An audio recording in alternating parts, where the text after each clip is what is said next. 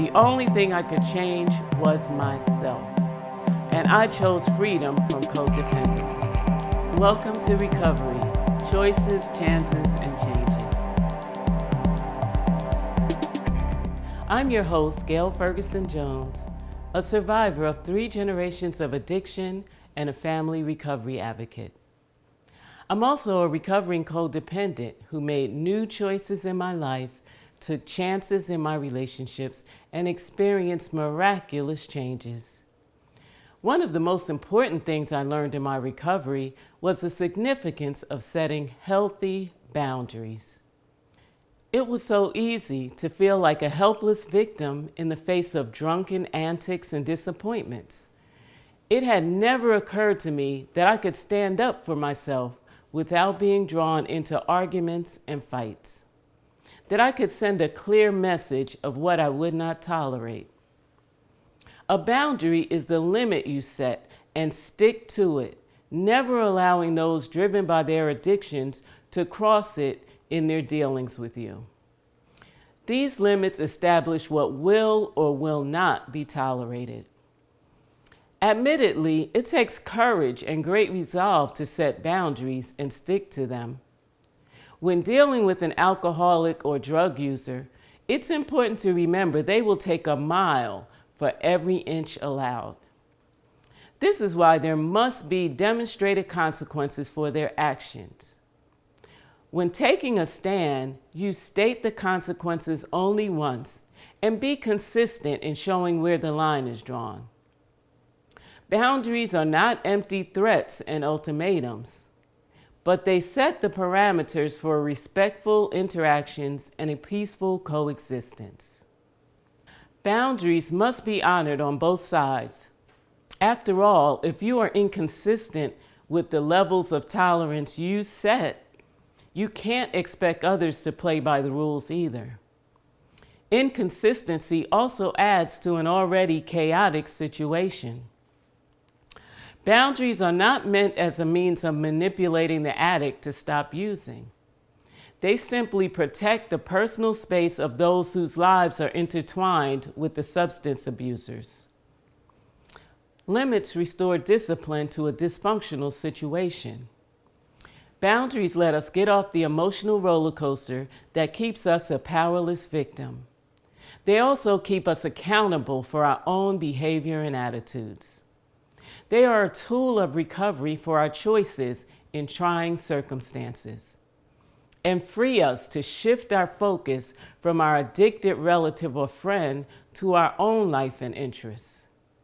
Once I set limitations, I regained some of my freedom of choice.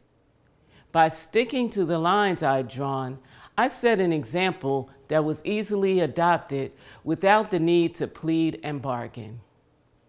Yes, at first I faced bullying and pushback, but once it was obvious that I couldn't be drawn into the distraction of pointless arguments, my boundaries were respected, and life at home became more tolerable. The chaos settled into calm, despite the continuing addictive behavior. It was a relief to see a new level of respect for my home when my husband's drinking buddies came to visit. They no longer took over the place as if I wasn't there. They kept their drinking to a minimum, and they didn't overstay their welcome. I had empowered myself, and it was obvious that this was noticed and appreciated. Over time, you will feel better about yourself as you demand the respect you deserve. A healthy self-esteem is one of the rewards of setting firm boundaries. And by joining a support group and spiritual community and building a social life with new hobbies and friends, you will reap the rewards of your own recovery. I certainly did, as I began my healing as a survivor of 3 generations of alcoholics.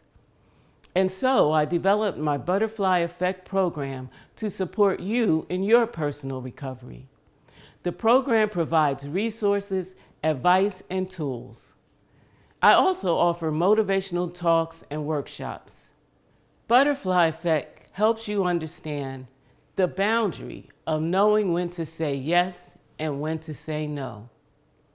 how to avoid getting sucked into the lies and manipulation that are the basic character of addicts, having a plan for when you need to remove yourself from a testy situation, how boundaries are a demonstration of your moral and ethical authority, how setting limitations are essential to personal growth, self-love, and healing. On the road to recovery, I've experienced tremendous personal growth and a new sense of self-discovery and love. Boundaries gave me the room to take my focus off the alcoholic in my life and to appreciate my own healing and recovery. Another important factor about boundaries: if your loved one eventually decides to get sober, setting boundaries of their own will be one of the biggest challenges of their recovery. And you can offer support by being a strong example. It's said that just the gentle fluttering of a butterfly's wings can set off powerful changes. And just as a caterpillar transforms into a beautiful butterfly, so too can you shed the skin of hopelessness and victimization and change your life for the better. There's no need to sacrifice your health and well-being just to prove your love for a troubled person in your life. Love yourself most. Love yourself first. Make new choices, take new chances, make powerful changes. Claim your peace of mind. Step into a new life of freedom and happiness. You're worth it. I wish for you to be loved, be healed, be free.